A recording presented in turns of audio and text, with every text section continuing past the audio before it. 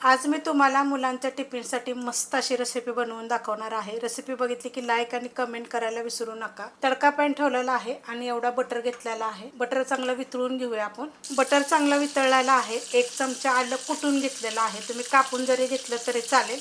देशी लसूण आहे त्यामुळे कमी घेतलेला आहे मी थोडासा, 1 चमचाभर जरी घेतला तरी चालेल। जसं किती तुम्हाला नाश्त्याला बनवायचे त्याप्रमाणे ह्याच्यामध्ये घ्यायचं।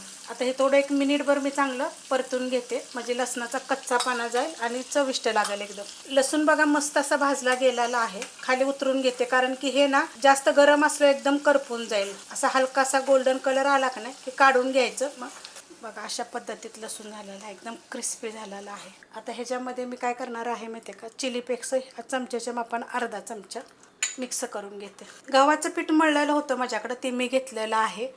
ह्या गव्हाच्या पिठामध्ये थोडंसं चिली फ्लेक्स तुम्ही टाकू शकता।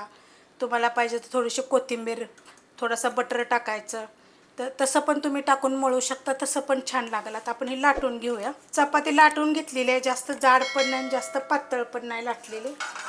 आता त्याच्यावर आपल्याला हे लावून घ्यायचं आहे। हे बघा अशा पद्धतीत पसरवायचं सगळीकडं। मस्त असं सगळीकडं पसरवून घेतलेलं आहे मी लावून। त्याच्यावर थोडीशी कोथिंबीर अशी बारीक चिरून घेतलेली आहे। त्याच्यावर काय करायचं, चीज टाकायचं आपल्याला, असं पसरवायचं। अमूल चीज घेतलेलं आहे, तुम्ही कोणतं पण घेऊ शकता। अर्धच बघा मी हे करून घेतलेलं आहे। आता आपल्याला ह्याची घडी घालायची आहे अशा पद्धतीमध्ये। हे बघा असं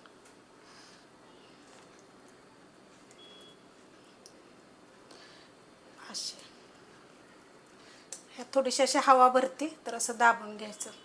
साईडचं सुद्धा असं चांगलं दाबायचं। थोडासा बटर निघतो बाहेर त्यातनं, पीठ घेते मी असं। आणि हलक्या हाताने आता आपल्याला लाटायचे, जास्त जोर देऊन आपल्याला लाटायचं नाही आहे। हे बघा असं अशा पद्धतीने बघा लाटून घ्यायचं। जास्त जाड पण नाही आणि जास्त पातळ पण नाही। असं जरी तुम्ही हाताने जरी सरकवलं की नाही तरी सरकते बरं का मस्त असं। हे बघा हे अशा पद्धतीने जरी केलं तरी चालू शकते। जास्त पातळ करायचं नाही आहे, कारण आपण 4 घड्या केलेल्या आहेत आणि मस्त असं लावून पण घेतलेलं आहे, वरपर्यंत दिसतंय सगळीकडून। तवा मी गरम करत ठेवलेला आहे आणि असं टाकून घ्यायचं। गॅस आहे मीडियम। थोडंसं असं मी बटर वितळ करून घेतलेलं आहे, थोडंसं टाकून घेते, पलटी करून घेऊया। खाली काय तव्याला मी तेल काय बटर वगैरे लावला नव्हता, कारण मी चपात्या केल्या होत्या आत्ताच। एकदम कडक असं क्रिस्पी भाजायचं चांगलं। हे बघा हे असं कसं, जास्त पण आता बटर लावायचं नाही, हलकासच लावायचं आणि मीडियम गॅसवर भाजून घ्यायचे। बघा अशा पद्धतीत मी दाबून दाबून चांगलं मस्त असं कडक भाजून घेतलेलं आहे। आणि जास्त आपण याला बटर पण लावला नव्हता, कमी ह्याच्यामध्ये जर असं चांगलं भाजलं की नाही की मस्त आतपर्यंत चांगलं भाजलं जातं। बघा खूप मस्त असं भाजलं गेलेलं आहे। प्लेटमध्ये काढून दाखवते तुम्हाला।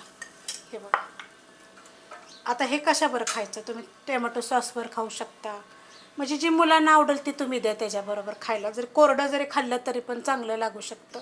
रेसिपी कशी वाटली मला कमेंट करून सांगा। राहिलेलं मी अशा पद्धतीत करून घेते। ह्यात जर बदल करायचा म्हटलं ना तर शिजवलेला बटाटासुद्धा तुम्ही ह्याच्यामध्ये थोडासा खिसून टाकू शकता, जर तुम्हाला आवडत असेल तर, म्हणजे जरा वेगळं काहीतरी होईल। रेसिपी आवडली तर लाईक करा, सबस्क्राईब करा, कमेंट करा आणि शेअर बी करा।